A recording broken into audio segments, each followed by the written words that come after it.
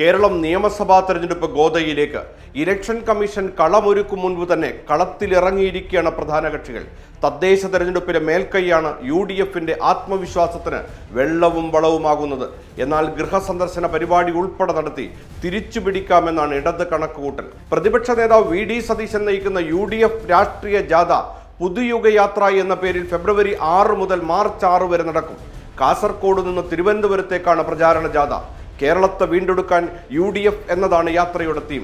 കഴിഞ്ഞ 10 വർഷക്കാലം പ്രതിപക്ഷത്ത് നിൽക്കേണ്ടി വന്ന UDF ഏറെ കരുതലയോടാണ് ഇത്തവണ നീങ്ങുന്നത്.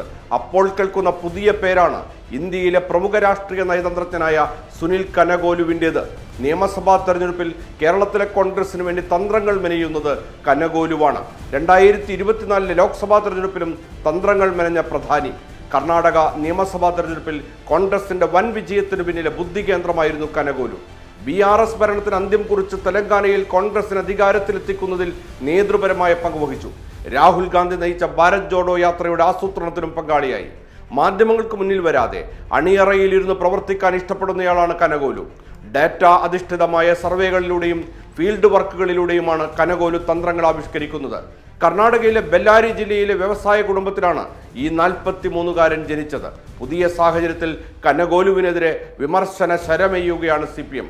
മോദി സർക്കാരിനെതിരെ ഇന്ത്യ സഖ്യം ദേശീയ തലത്തിൽ പോരാടിക്കൊണ്ടിരിക്കെ കേരളത്തിൽ CPM-ഉം BJP-യും തമ്മിൽ അന്തർധാരയെന്ന് ചിത്രീകരിക്കുന്ന കോൺഗ്രസ് സമീപനത്തെ കടന്നാക്രമിക്കുകയാണ് CPM കേന്ദ്ര കമ്മിറ്റി. സംസ്ഥാനത്തെ നേതാക്കളെ തിരഞ്ഞുപിടിച്ച് കടന്നാക്രമിക്കുന്ന കോൺഗ്രസ് രീതി കനഗോലു തന്ത്രമാണെന്നാണ് CPM വിലയിരുത്തൽ. ജനങ്ങളാണ് ഞങ്ങളുടെ കനഗോലു എന്നാണ് അടുത്തിടെ ഒരു വാർത്താ സമ്മേളനത്തിൽ മുഖ്യമന്ത്രി പിണറായി വിജയൻ പറഞ്ഞത്. കനഗോലുവില്ലെങ്കിലും LDF-നും BJP-ക്കുമെല്ലാം സമാനമായ പൊളിറ്റിക്കൽ കൺസൾട്ടൻസികൾ ഉണ്ടെന്നതാണ് യാഥാർത്ഥ്യം.